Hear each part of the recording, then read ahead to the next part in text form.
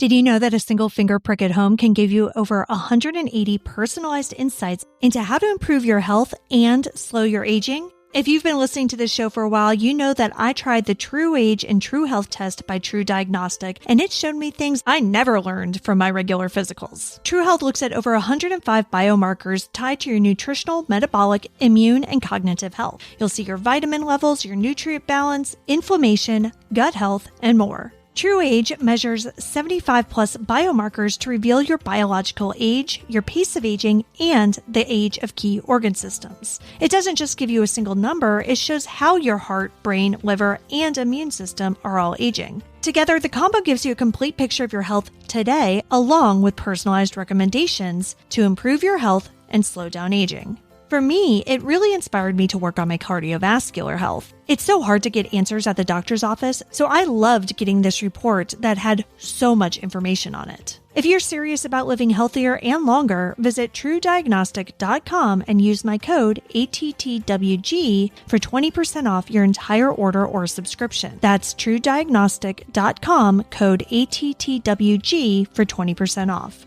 Your future self will thank you. Let me tell you about the online cannabis company that's revolutionizing how we deal with life's challenges, from sleepless nights to stress-filled days. Mood.com has created an entire line of functional gummies that target specific health concerns with 100% federally legal THC blends, and they'll deliver them discreetly right to your doorstep. Even better, you can get 20% off your first order at mood.com with promo code ATTWG. We've been advertising Mood for a while. They've been really good to us, and after trying some of their gummies, it is wild how different each one feels. Those Sleepy Time gummies will knock you out in about 15 minutes flat. No hangovers, no grogginess. What makes these different is how they've paired THC and other cannabinoids with herbs and adaptogens. You're not going to find gummies like this in a dispensary or anywhere for that matter. They've got immune support, menopause relief, PMS, mental clarity, sexual arousal, and all of them use federally legal cannabis, and it's all grown on small family-owned American farms, and they can ship to most states in the U.S. And best of all, not only does Mood stand behind everything with an industry-leading 100-day satisfaction guarantee, but as I mentioned, listeners get 20% off their first order with code ATTWG. So head to mood.com and remember, use promo code ATTWG at checkout to save 20% on your first order.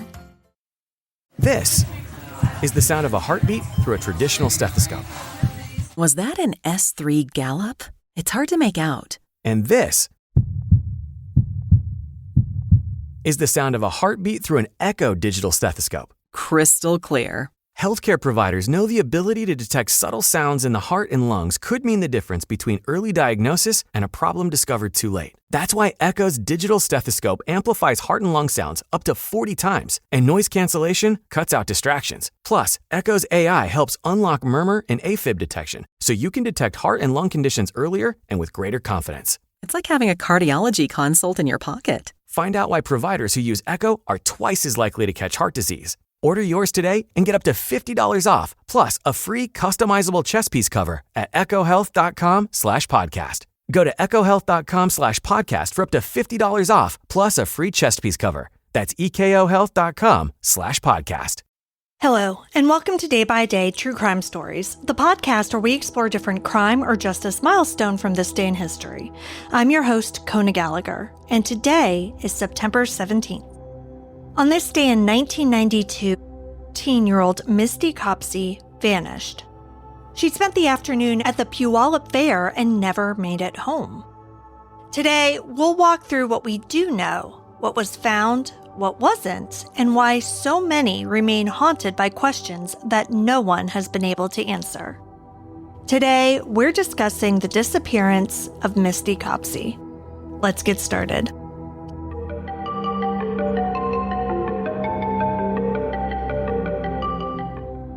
September 17th, 1992 was a perfect night at the Puyallup Fair. There were corn dogs, cotton candy, and carnival lights flickering to life. 14-year-old Misty Copsey and her best friend, Trina, had done it all. Rides, vendor stalls, and just hanging out and having fun together. As darkness fell, their plan was simple. Misty would catch the 8:40 p.m. Pierce Transit bus from downtown Puyallup back to Spanaway where she lived. But she missed it. Trina, who lived closer, ended up getting a ride from her then-boyfriend, Michael, leaving Misty on her own near the fairgrounds as the crowds thinned. Trying to sort out a ride, Misty called her mom, Diana, and also reached out to an older friend, 18-year-old Reuben Schmidt. He said that he didn't have the gas to pick her up, though. Despite her basically begging him, he said that he never went to go pick her up. Misty tried to figure out alternative plans, and around 10 p.m., multiple accounts placed Misty walking toward Highway 512, possibly on or toward an on-ramp. Somewhere between the bright fair lights and that darker edge of town, her trail disappeared. She never made it home, and her mother reported her missing the next day.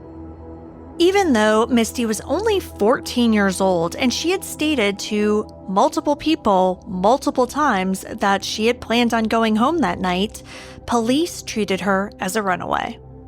As such, the investigation into her disappearance was basically non-existent. Nearly 5 months passed.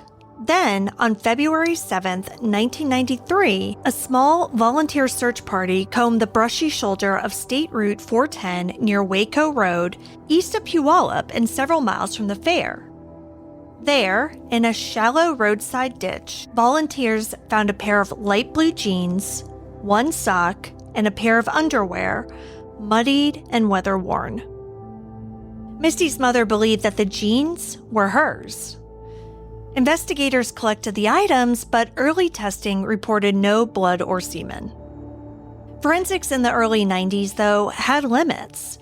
No biological fluids were reported on the garments, but 3 small red paint chips were recovered from the jeans, traces that might have pointed to a vehicle or industrial source, but police wrote them off as nail polish chips. But Misty's friend Trina swore that Misty hadn't been wearing nail polish that night. Those chips were later lost, which was a chain of custody failure that erased one of the very few tangible leads. Years later, as DNA technology began to catch up, the case did too. In 2012, Puyallup police requested modern DNA testing on a hair found on the jeans. By March 2013, officials announced a profile had been developed and submitted to CODIS. They did not disclose the sex or identity, only that the result would be compared nationally.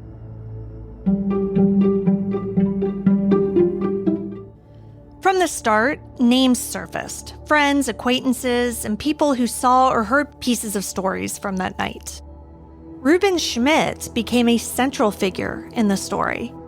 When Misty missed the bus, she reached him by phone, but he said that he didn't have gas to pick her up. After she vanished, multiple people later reported that Reuben made disturbing claims, like saying he knew where Misty was buried, or tying his movements to his grandmother's property around the time she disappeared. When later confronted, he said that those statements were made to, quote, get people off his back. He also mentioned blacking out after one of Misty's calls and later coming to at his grandmother's place. His 1970s Chevy Nova shows up in some accounts, but there's no public record of confirmed forensic testing connecting that car to the case. A polygraph reportedly came back inconclusive. Trina, Misty's best friend, changed parts of her story over time as well. She initially said that she'd walked home, but later she admitted that she had gotten a ride with her boyfriend. Reiner was way older, and Misty did not approve of the entire situation, which is part of the reason why she declined to ride with them. Michael was later questioned, and he reportedly passed a polygraph in connection with the case. No charges followed. Misty's mother, Diana, never accepted the idea that her daughter ran away. She recognized the jeans as the ones she had let Misty borrow that night and pushed hard for those finds to be taken seriously. In recent years, Misty's brother Colton has kept the case in the spotlight, encouraging re-examination of old statements and geography. What was said, where people were, and when. Other names and theories have surfaced over the decades, including possible links to other missing or murdered teens in the region, but no concrete evidence has tied those cases together, and no new suspect has really risen above rumor.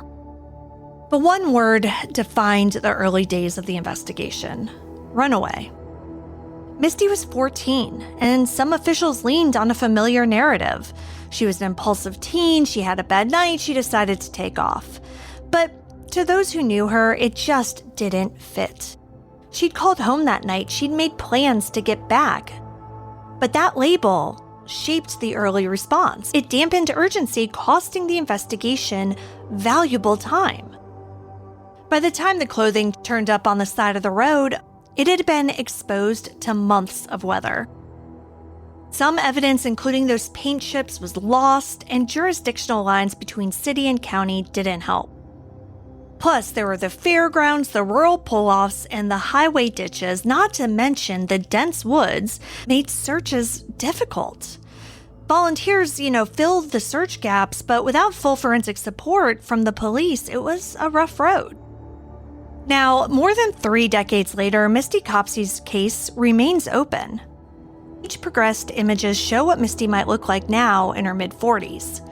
They go up around the fair each year, keeping her face and her story in the public eye. Police have assigned personnel to re-examine tips and review the file. A podcast recently came out called Who Took Misty Copsey? And if you're looking for a fantastic deep dive into this case, I highly recommend it. I've listened to the whole thing myself. Misty Copsey's disappearance is one of those stories that doesn't let go. There are suspects, but no body, no arrest, and no conviction. But with the renewed attention that Misty's case has gotten, there's always a hope that one day that will change. Thank you for joining me on today's episode of Day by Day True Crime Stories. If you found Misty's story compelling, please subscribe, rate, and review the podcast. It'll help us grow. And be sure to join me again tomorrow as we explore another significant event in true crime history. Until then, stay safe and remember that behind every headline is a life worth remembering. Day by Day True Crime Stories is a Little Monster production. Hey, you can do it!